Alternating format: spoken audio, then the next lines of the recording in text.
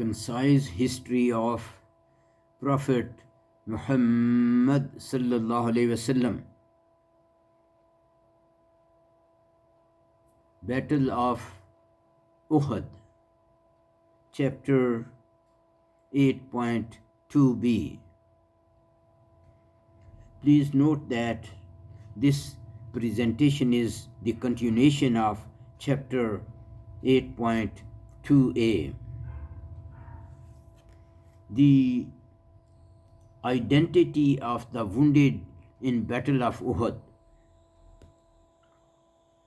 After the idolaters left the battlefield, the Muslims went out to check the identity of wounded and the killed. They found Sairam wounded and close to his death. His name was Amr bin Sabat. He used to refuse embracing Islam. They asked him, "What brought you here?" He said, "I embraced Islam and fought for Islam." Then he died. The Prophet ﷺ said, "He is from the people of paradise, although he did not offer one salat. It was because there was no salat time yet occurred between his acceptance of Islam and his martyrdom." This is in Ibn Isham. The burial of martyrs. Some companions carried their martyrs to Medina. The Prophet ﷺ ordered that they should be brought back and buried in the place where they were killed. Their armors and leather clothes should be removed, and they should be buried as is without washing them. They buried 2 or 3 martyrs in one grave. The Prophet ﷺ said, "I shall bear witness to them on the day of resurrection, inshallah." This is in Bukhari. They found body of Hanzala radhiyallahu anhu with water dripping off from it. The Prophet ﷺ told his companions that the angels are washing his body. Later, his wife confirmed that he was in bed with her and he was in state of impurity when the call for jihad was made. He responded to jihad call without any delay.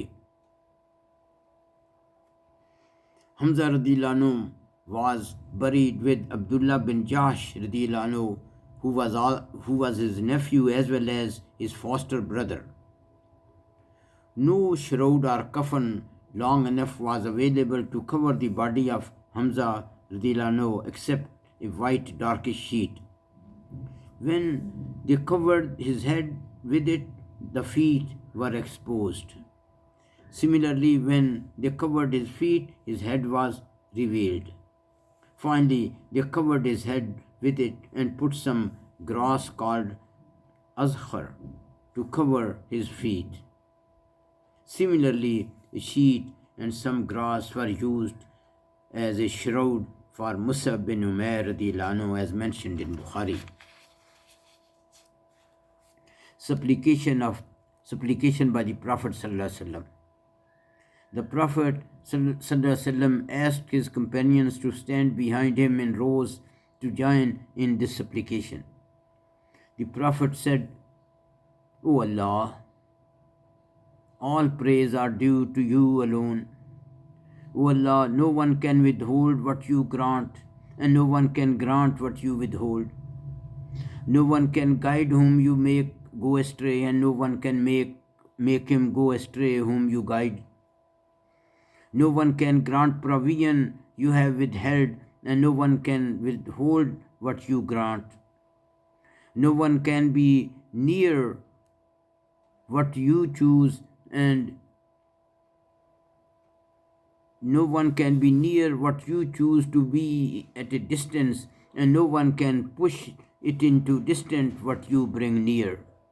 O Allah, spread on all of us your mercy, your grace, and your provisions.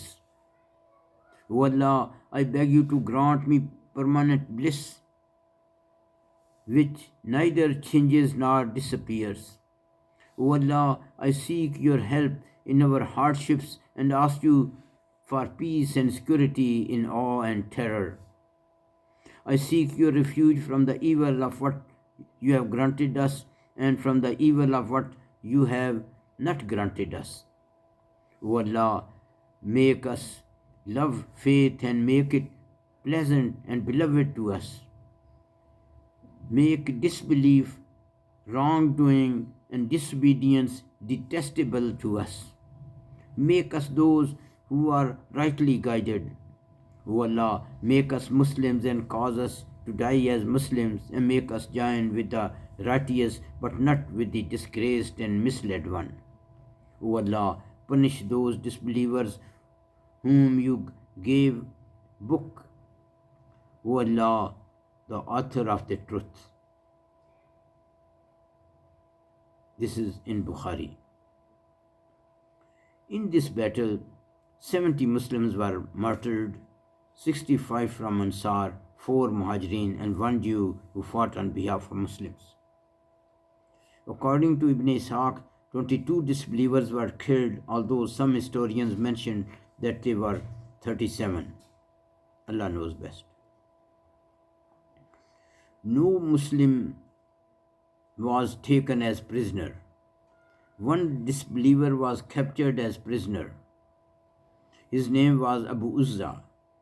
He was also taken as prisoner in Battle of Badr, but at that time he said to the Prophet ﷺ, I have only daughters.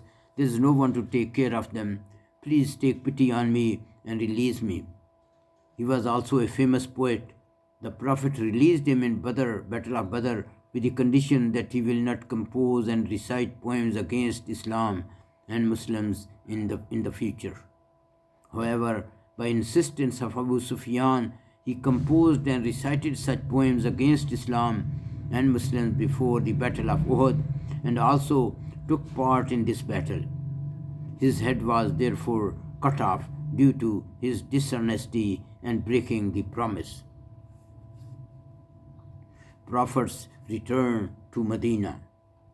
The Prophet ﷺ and Muslims army rested briefly on their way home to Medina at a place near Shaykhan. These days there is a masjid built at this site. It is called Masjid Mustarah.